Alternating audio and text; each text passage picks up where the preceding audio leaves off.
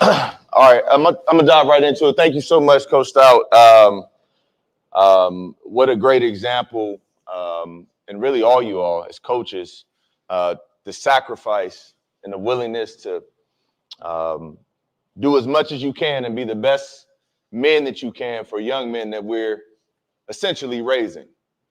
I know I have the wide receiver session, and it's not really culture talk, but at the end of the day, most of us don't really realize the significance and the roles that we play in the lives of the young men that we're raising. And we could talk shop, and I love the fact that, 3 hours a week for 52 weeks is absolutely awesome, getting better. But I would challenge you guys to at least put in an hour a week, if nothing else, to figuring out a way to get better as a coach developing young men from a character standpoint. Too many times and too often we get too caught up and too associated with wins and losses. I'd go 0-10 and have 50 young men of high character with great GPAs than I would to win a state championship. That's just me. Because you know and I know we could win the conference, we could win the state, we could win whatever we want to win. But if our guys are losing off the field, then we're awful coaches. So judge yourself by top to bottom what your young people are doing. Because at the end of the day, we're at the high school level. That means it's a level ahead of us and a level ahead of that. So it's not like we're at the top of the top, even if we're state champions in high school. Our responsibility, and a lot of the times, a lot of us got into coaching because we didn't have the right coaching when we were in school. But somehow we continue to get caught up in the wins and the losses. We put so much time in the game planning that we forget to help them plan their lives. And it's so important. So evaluate yourself there. Evaluate yourself on the conversations that you're having outside of the scheme. And this right here may not be for everybody in this room. That's for you to decide. But as a man, it's our responsibility from the worst person on the team to the person that's balling, but he got character issues, for us to hold them accountable. That's what's most important. So we don't really care what your record was. We don't really care how well you've been doing over the last 10 years. We respect it. We respect the hustle. We respect the grind. But at the end of the day, our responsibility as coaches, no matter who you coach, is to make sure we're building up and raising the right young men. That's where we want to be, and that's where we want to land. And we get so caught up in this that we forget that. Coach Jim Tressel, all about character. That's it. We started off the day with character, we ended with character. First thing I want to tell you about being a receivers coach at Gahanna Lincoln High School, the thing that I do, as soon as we walk in on Monday, when I get with my group by themselves, we skip the first period because I'm talking to them in a nice circle. The question is, I need you to let me know what you're thankful for today and who you're thankful for today. That's how I start out every week with all my receivers. We're going to talk. We're going to wait. I'm going to sacrifice me running some cone drills because I need to know what you're playing this game for. So hey, man, and they'll see me. Hey, we're just going to talk. Hey, man, what you thankful for today? Who you thankful for? And to a young man, they all say, I'm thankful for my grandparents. I'm thankful for my mom. I'm thankful to be alive. I'm thankful for life. I do it for my mom. I do it for my dad. I want to take care of my mom. I want to take care of my dad. See, what they're doing is they're giving me an avenue and they're giving me the tools to be able to hold them accountable when they're not doing what they need to do on the field and off. You said you was doing it for your mama. You said you was doing it for your daddy. You said you was doing it for the next level. You said you wanted to change your community. So why is it that you don't want to run this drill 100%? Why is it that you want to skip out on this drill because it's the hardest? Why is it that you want to not focus and come after practice and catch some extra passes? So we start there. So I'm going to encourage you to do the same thing. Find out what your guys, to a position, not just the receivers, find out what they're thankful for and grateful for every day. Hey, man, what you thankful for today? Right? And ask yourself that. The interesting things are the things that you say you're thankful for, and they always say they're thankful for, they end up complaining about later. I'm thankful for my mom, but then when she's giving me a hard time about my grades, it's a problem, right? So we want to make sure we start there. That's how I start with my group. I want you to write this number down. The number one. The number one. The power of the number one. When I got drafted by the Indianapolis Colts, I'll never forget, Coach Tom Moore, who was the offensive coordinator, his last year, I believe, in the NFL was Tom Brady's last year a couple years ago. And he was like an offensive assistant for the Tampa Bay Bucks, but he'd been in the league for some 50 years, something like that. I mean, he was coaching Lynn Swann and all those guys back in Pittsburgh. And I mean, all the way up through Marvin Harrison and Reggie Wayne, those guys who I played with. And he opened the meeting up, in the offensive meeting, and he's like, hey, once he got to the receivers, he said, receivers, here's what we got. He said, every single year, Marvin Harrison Jr. is going to catch about 120 passes. He said, Reggie Wayne's going to catch 100. Dallas Clark is going to catch 80. And our running backs are going to catch about 60 between the 2 or 3 of them. He was like, that's going to leave about 30 passes for everybody else that's playing wide receiver to catch. That's it. He said, I don't care how good you are, how fast you are. If everything holds true, then the receiver's going to catch the ones that don't start. 30 passes. So you got tight ends, about 3 or 4 of those guys. You got about 8 receivers that was trying to make the team at the time. And we like 30 passes. So immediately you go, I want all 30, but that's not the reality. The reality is those 30 are going to get chewed up by about 6 or so people. So you might, if you get on the field, catch 3 or 4 passes. Well, in 2008, it held true for sure. I didn't have any catches my rookie year in 2007. Ran down on kickoff. Busted up a wedge when it was still a wedge. Yeah, I was 240 pounds playing wide receiver, and I did run the 4.340. That's why they put me at the R1 on kickoff right next to Adam Vinatieri to go bust up some stuff because I was a dog. So I'm like, that's what we're going to do. Adam Vinatieri on that particular kickoff said, if you go and make the tackle, I got a Ferrari for you. He was dead serious. Yellow one. Had it in the parking lot. Somebody gave it to him. He was like, you can have it if you go make this tackle. He was so serious. So I went down there and I hit that wedge so hard, my shoulder exploded, really. I ain't make the tackle. He ain't give me that Ferrari neither. I'm like, bro, my whole season's over. You could at least hand me he let me drive it once though. Anyway, blew out my shoulder, 3rd game of the season down in Houston, missed the rest of the season. Came back, Tom Moore gave the same speech. But there was one game towards the end of the season, because on the first game of the season, I was running down on punt or something and felt something in my knee and had to have a scope and went in and supposed to be, keep me out 7 to 10 days. And probably on that second day or so after surgery, my knee started swelling up. Pain like I had never felt before. Had to rush me to the hospital, had a blood clot. They said, man, if you ain't get here in 5 minutes, you would have died. So they kept me out for about 12, 13 weeks. I lost all range of motion in my right knee, in my right leg. And so it was like almost like being an ACL patient. And so they didn't even put me on IR, which was interesting because they should have, and they didn't. So I don't know if it was they saw the potential, whatever they wanted to do. But when I talked to Bill Polian, he was like, man, we wanted you to help us in the playoffs. And so I came back, and it's probably week 13 or 14. No catches my first year, no catches my second year because I ain't been on the field, been hurt. I get on the field. Peyton is out there playing, and I'm like, this is about to be dope. I'm about to get in the game. We was up probably like 30. I get in the game. They done put damn Jim Sorgi in the game.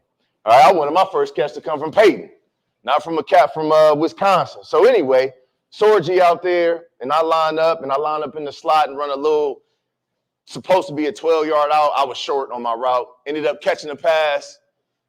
One catch, 9 yards. My only catch in the NFL ever. Because the next year, had another knee surgery, kept me out the rest of the season. The next year, tore some muscles in my hip, tore my hamstrings, out for the rest of the season. So, that was my only time ever catching the pass. Didn't come from Peyton Manning. Came from Jim Sorgi, of all people, who I had practiced a lot with, just on the second team or whatever. But one catch out of 393, look it up, 393 receptions for all the receivers and running backs that season. Dude said it was going to be 390 or 380 or whatever it may be, and that's what it was. It was 393. And I had one out of that 393. That's 0.006. Or maybe it's 0.0025. Or maybe it just don't even matter. Maybe what matters is that one catch. That one catch. Think about this. Since I was in 4th grade, I worked my entire life to have one catch recorded in NFL history. Just one catch. Not Pro Bowls, no recognition, no stats, one catch. I'm going to tell you, it was all worth it. Every drill, everything was well worth it for one.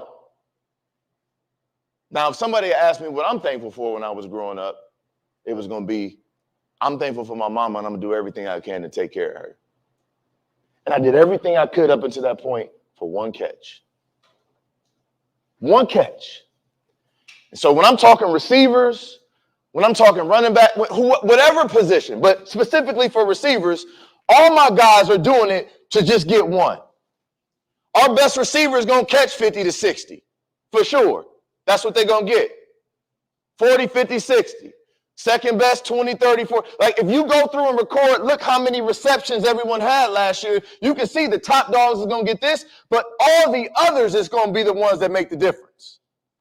We know certain guys can go get it. We know but certain guys need that support, and that bottom half are the ones that need to make them big-time catches.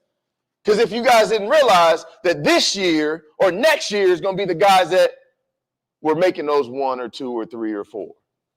Let me tell you this. When I got hurt, my man Pierre Garçon, who was backing me up, got in there and he balled. But he was the one that was putting in that extra work when nobody was talking about it.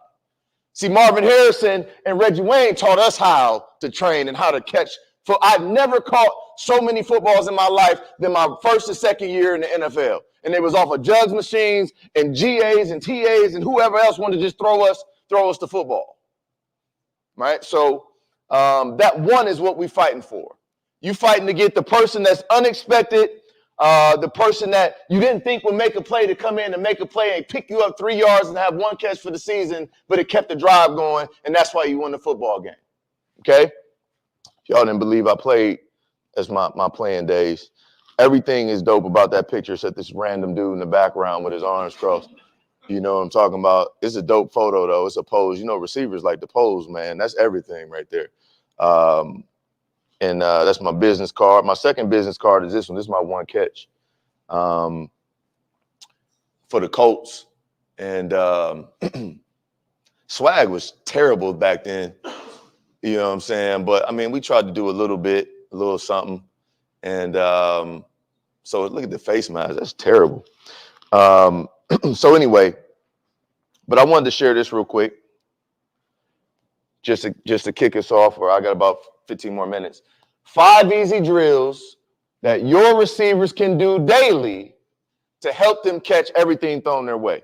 Okay, 5 easy drills.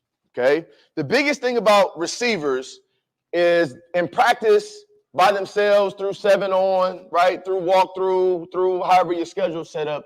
They'll never get enough catches. Matter of fact, I talk to our best receivers all the time, and I'm like, or the group that's what's up on our first, second team, and I'm like, man, how many balls you catch today? 2. How many balls you catch today? 3. How many times the ball get thrown your way? 4. I mean, you only got so many reps that you can do when it's team 7-on. Like you're not gonna get the reps. They like free throws. So you got to train these guys to do certain things every single day on their own before practice or after practice. So I like to have our guys that attempt to catch 100 balls a day, 100 a day. And so we do have a scripted period or 2 or a period of 5 minutes or 10 minutes or so for them to be able to get on the sideline and do it. But I got a group of guys, not even our top tier guys, not our best guys, that stay after practice and catch these balls every day. So I need, can I get a volunteer to come up here on my yoga mat real quick? I ain't gonna hurt you, man, I promise. I just need to show you. I want to show you these drills myself. All right, thanks, Coach. This is real simple. He gonna take his jacket off. You don't need to do that.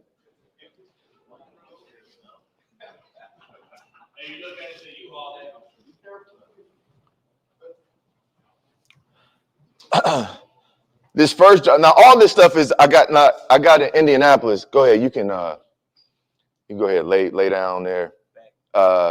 Go ahead. Yeah, you can lay on your back. All right, perfect. So the first drill, these guys can, it's just around the world. Just imagine you being a clock.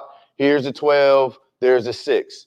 Okay, now I don't have enough room here. But if you got a quarterback, that's great, JV quarterback or a backup quarterback if they're not doing anything. Or if they don't, you just got the guys in the receiver group. So I'm just coming around. Oh, come on, you hit you right in the stomach. All right, so you just go here, every angle. Now, if I was standing over here, I would be throwing spirals, right? Trying to hit him in certain spots, right? Back hip, back hip, okay? Walk around, hit, boom. And now you get in the groove, all right? And you just walk around, okay?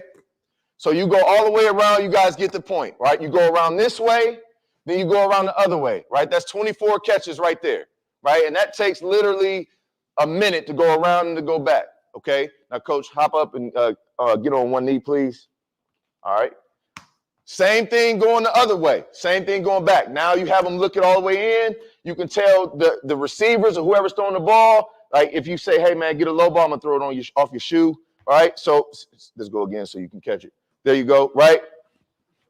Top of the knee. Right. Now, all of a sudden, they can aim wherever they want to. What I hate seeing is thank you. Stay there, Coach. What I hate seeing is guys doing this and it's catching like this.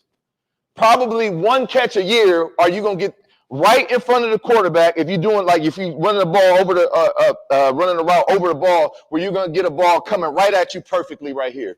Everything is on an angle at a weird position, right? So you have to train yourself to catch at these different. Now, as you can see, if I get behind you, now it's over the shoulder, okay? And then you can toss it up, have them catch it that way, okay? Make it as difficult as possible, right? Same thing. Now stand up. You go around, come back. That's another 24 catches. That's 48. We're just doing around the world. We haven't even got anything complicated. Now stand up, Coach. Just look that way. All right. Split. Just get a split stance. Now it's the same thing. Go around the world. If they go around that way and come back, that's another 24 catches. Okay. So we've hit every angle, especially when you got a guy that can fire it and they got to catch it right here. Okay. So that's just going around the world. Now, another drill that I like to do, you don't need to be on the mat for this. Okay, go stand in front of the camera there. I'll have our quarterback stand, say, 20 yards on one of the line markers, okay? So if you're on, say, the 5-yard line going this way, right, and I'll have them on the sideline, and I'll put him almost in the middle of the field, looking at the sideline. I'll have my receivers run as fast as they possibly can. This is another drill that you can do when you're in individuals. Like as fast as you can, and he throws it as hard as he can, and they have to catch it and run through the catch, and then hand it back off to him or whoever's assisting. So the goal is to get them in position to where they're running. The balls that are most dropped in the high school are the ones that's coming, and they're running at it because they always bat it down. Oh, this is a basketball right here. I don't even know. All right. So he would be running as fast as he possibly can to me. We would hit it here. All right, here's another one. Hop down one knee. Okay, what I like to do, let me move this over for you, Coach. Hop up real quick. Thank you. I appreciate you. All right, what I like to do, okay, if you ever see these guys down like this, put your knee closest to the person throwing the ball up, so switch knees. I like the guys catching through their body because it's more difficult than being open and catching this way. Catching across themselves is more difficult. This is the drill I like to do where we go 1, 2, 3 high balls here. All right. Then we go about right above the head, 3 this way, 3 right at the chest, then 3 across the knee, and then 3 right on the ankles. Okay. So you just have the person stand here. Boom. That's 1. Right. Have them keep their core tight. 2. All right. 3. Now, they can make it as difficult as possible because this ball right here, reaching back for that, Coach, that's a tough ball to catch, right? But you keep putting your guys, right? You can't throw up a spiral, then I just go underneath, boom. If I want to, back heel, make them turn and catch it, right? So you do that both sides. So you get all those done. I mean, that's 100. You do this drill, the around the world drill, they got 100. They can do it probably 5 minutes. So after practice, go get your 100 catches in. Right? So that's something that you guys can do, okay? So that's 1, 2, 3 drills right there. All right, you can go have a seat, Coach. I don't need you on that mat. Clap it up. He dropped about 10 of them, but.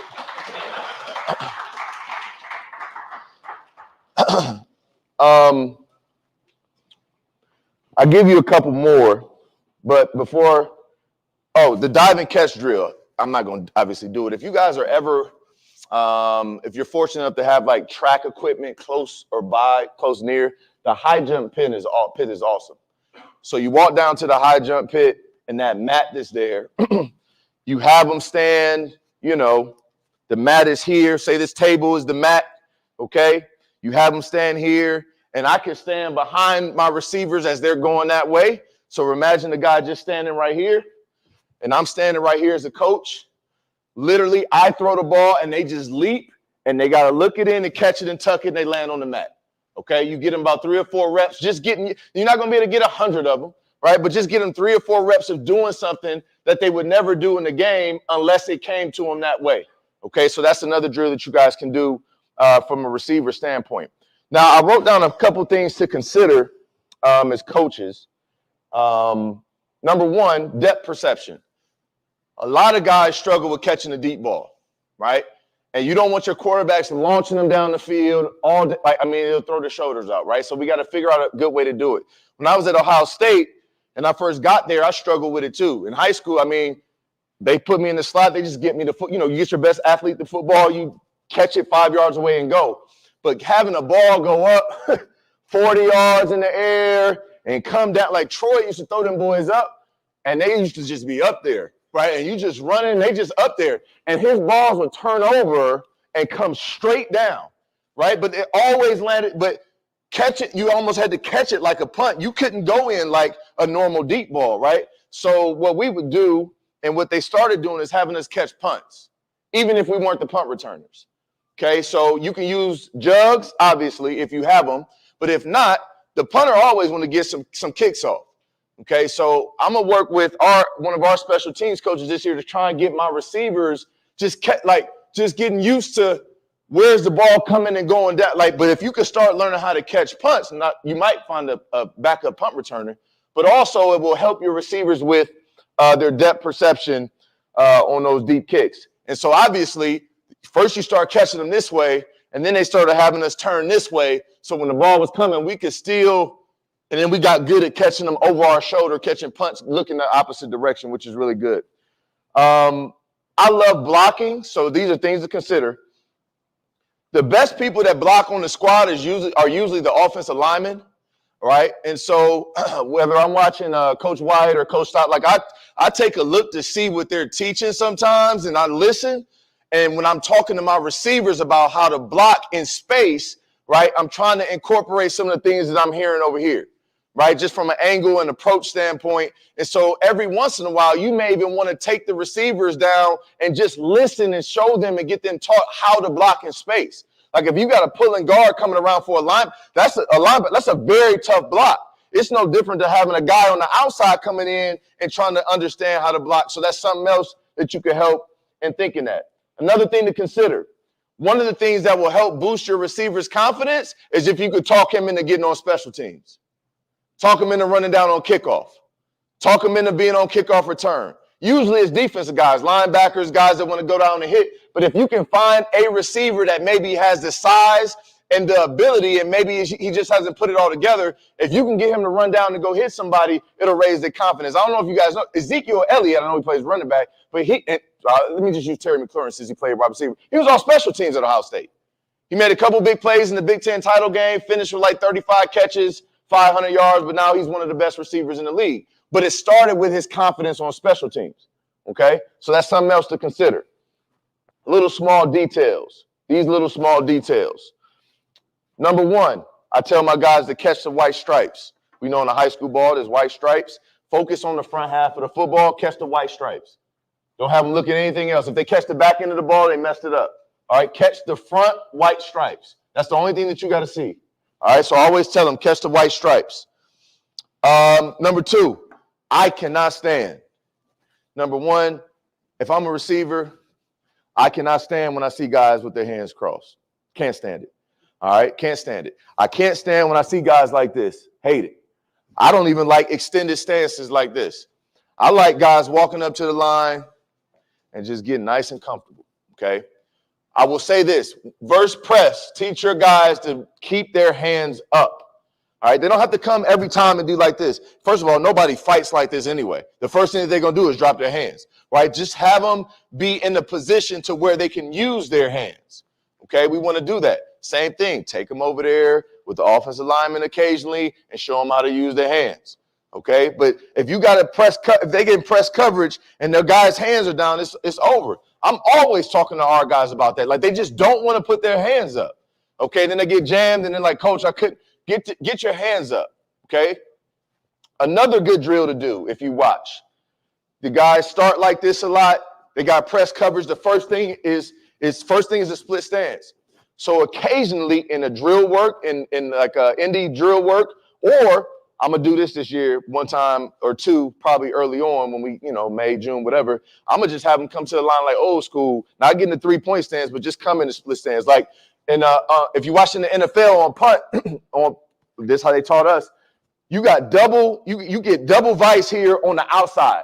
So I got two guys I got to beat to run down there. They teach you do not start in this stance like this. Start like this so you can immediately move laterally, right? So if my guys are like this as a receiver and verse press, the first thing they do is this. Why not just have them start here and just see how the defense adjusts? So now they can move here or they can move here and just get used to doing it. Now in the game, I'm not going to tell them to do it, but we want to get them used to doing what they do naturally anyway. Okay, it's just another drill that you guys can practice with. I always tell my guys, I know everybody in the back can't see the ball. If the ball's right there and you got to play around with the ref, but our guys like to get up and crowd the line of scrimmage. The line's right here. They want to put their foot on the line. Well, if I'm on the defensive side, Coach Holliday's guys, they like to get in press coverage on this. They will be right here, and they're good. Our guys are good too, but now there's a gap of 1 inch for you to try and get off a press. So I tell my guys, take a half a step back. Right? You don't have to crowd the line of scrimmage. Now, you can't be in the left tackle's belt buckle, but you can get back a little bit just to give you probably a foot or 2 feet of room so if somebody's pressing you, right, that you can get off, okay, versus just allowing him to get in your chest. These are just some little details I wrote down. If they drop a ball, 10, I was doing 20. It's 20 in the summertime. But during the season, it's 10 fingertip push-ups.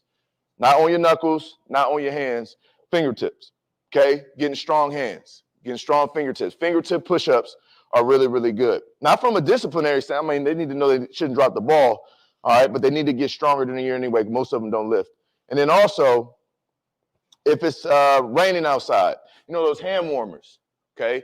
You get you like a washcloth or a dish towel and have them put it inside the hand warmer when it's raining. And so they can keep their hands like nice and dry in there and take them out, go catch. I try and tell my guys to take off their gloves when it's raining out. We didn't really have any raining like weather this year like that I can remember.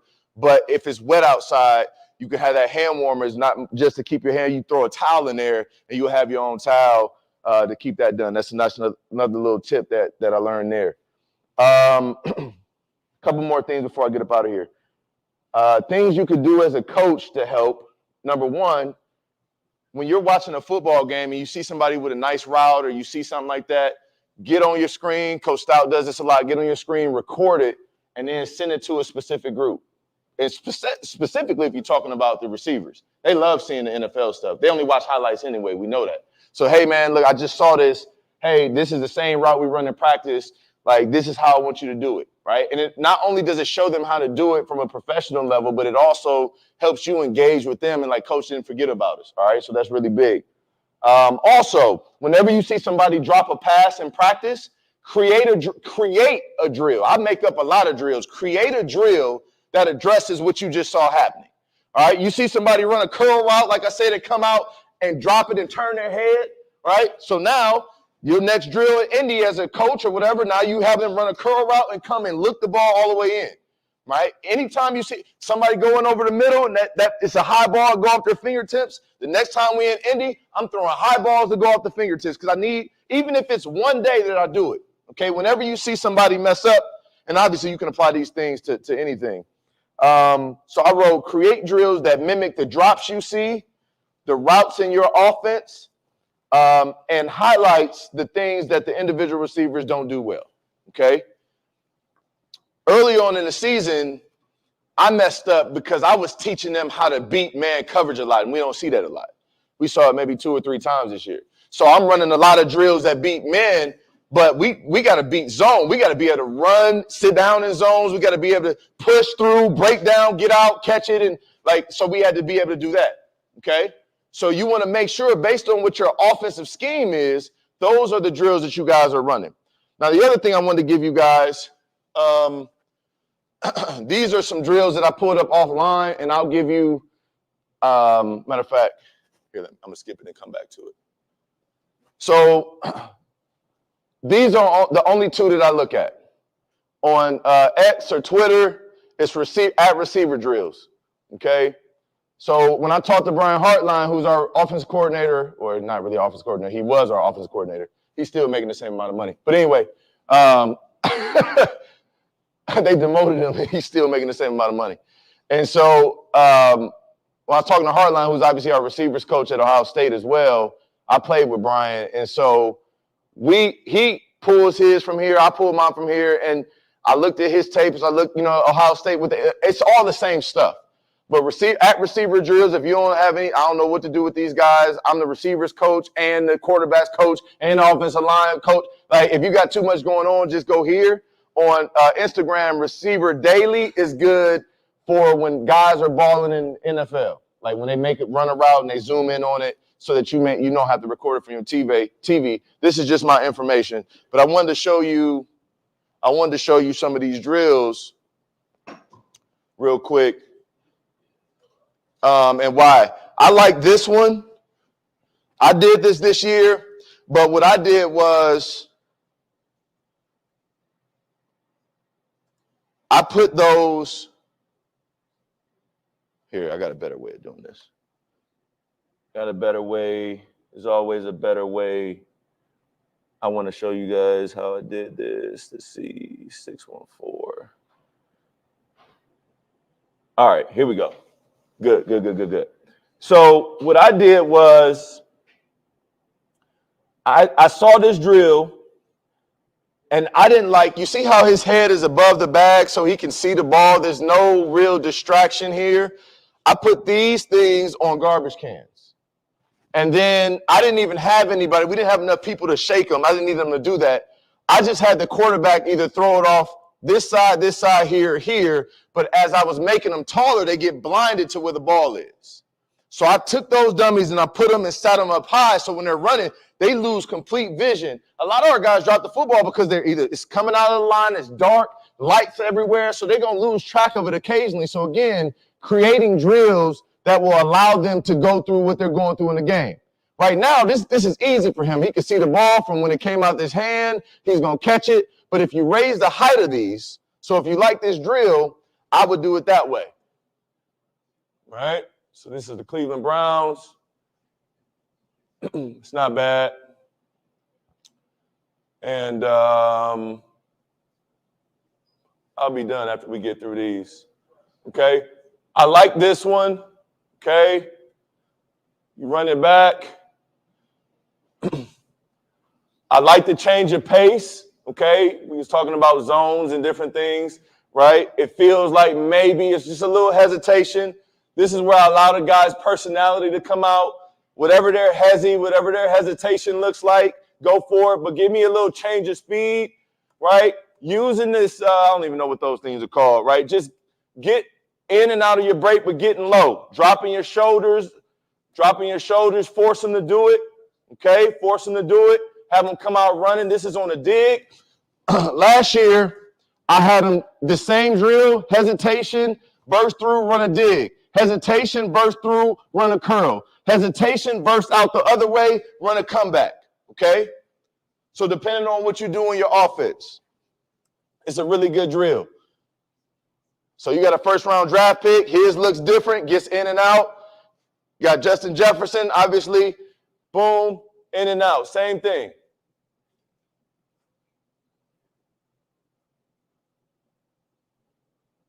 Different drill. All he did was add a garbage can. So watch the transition where we can go from, if we got the garbage cans on the field already, from having the tall bags on them, moving them or whatever it may be. Now we're avoiding, okay? Imagine cover 2, all right? Avoiding it, slipping inside, burst, get down, get out. Really simple drill, right? 10 yards. Here's the cool thing about coaching. Like, we don't have to reinvent nothing. This is a good drill. Okay? The Vikings. Get down, get out. Got a couple more. This is a good warm-up drill, foot fire. Okay? A little quick foot karaoke just to get them woke up, right? There's no reason that they'll never do this in a game. But just wake them up. What I like is this guy, the coach. He's right on top of the guys. I'm always right. Like, I'm watching something specific because on this drill, I want to see him transition out of his fast foot and to getting his hips in and out. Okay? Right on top of him, boom, get your head out. It's Cooper Kupp.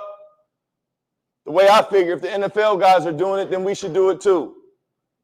Watch them look the ball all the way in. That's something else that you could pay attention to. I criticize my guys on everything. Look at them. Now, that ball is out there for a while. I know the defensive backs coach is like, man, we can get that out. But for the drill purposes, you practice looking the ball all the way, and that's a bad catch. He caught the backhand of the ball with his right hand. He caught it with his left hand here, but at least he's looking it all the way in, right? Looking it all the way in, all the way, still looking at it, right? So it might be necessary to do that with your guys. Just a couple more, and then I'll be done. I appreciate you guys. This is a good one. All right, getting used to getting your shoulders down. Okay. Being intentional. All he did was he started in the crouch position. Now, all these literally you can find on at receiver drills, right? So started at a crouch position, okay? Quick 1, quick 2, it's a 7-yard drill. All right, in and out the break, get upfield 5 yards. We always do get upfield 5 yards. Sometimes I put a cone down at 5 yards just to make sure they run through it. Okay, another fast foot drill.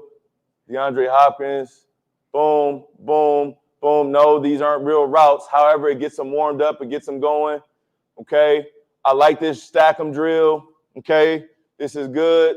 Approach the defender, weave him inside, and then stack him and get right behind him. We do this drill a lot, and then stack him and get vertical. Okay, teach your guys to stay away from the sideline. It's so precise in the NFL. I know we skipped 2 levels, but Peyton Manning never threw a deep ball past 40 yards on purpose.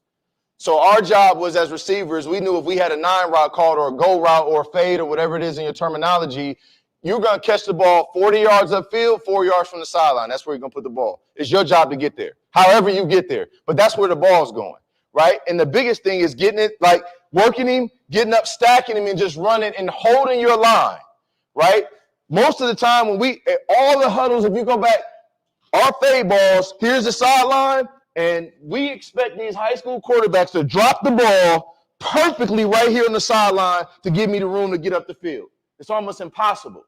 So not only can you do this drill, all right, where you stack the defender and get behind him, but also, like I have a drill where I'm the defender and the receiver's here, and I'm just pushing him, right? And I'm forcing him to lean back on me so at the last minute he can have lay hands and we give the quarterback some sideline to throw it to, okay? This is a good one. We got a couple more good ones, then we out of here. I'll just let it run. Notice he works him inside, then stacks our guy. These little bitty tiny things are maybe why some of these passes are being incompleted. So we got to pay attention to all these details. Another warm up, but what I like is the break point at the end. Another break point, getting out the curl. If you run a lot of curls, same thing, right? This is another good drill, start and stop, right? Just getting used to it. And I know you guys probably seen a lot of these drills, right? But figure out what you want to do every single week and work on something different. I love this as a warm-up drill. Just getting your shoulders down on the sideline. We do this a lot. Boom, boom, boom. Get in and out. Get used to getting those guys' shoulders down. Arms still moving, pumping, get in and get out.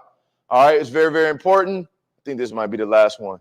I like this, a little triangle drill. Start, boom, step, get in and out your break, fly back to the football, okay? These are all things that you guys can do to help your guys get better. And as I mentioned, I'll put that slide up real quick of these two are the most important, okay? These two are the most important. Guys, remember what I said in regards to why you do what you do and what you're thankful for and what your responsibilities are.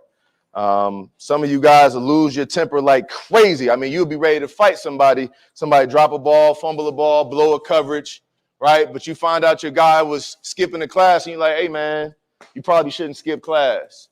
But when he on the field and he blow that coverage, you'll cuss him out, so to speak, without using cuss words, right? But why can't we have that much passion for when these guys are messing up on the other side? Because when they graduate and they leave us, that's the part that they need, because they'll probably never play ball again, right? They really need that part of it. So I'm encouraging you guys to step up from that standpoint, keep building character, think character over championships, and then the championships will take care of themselves. You guys have been awesome. Thank you, guys. Appreciate it.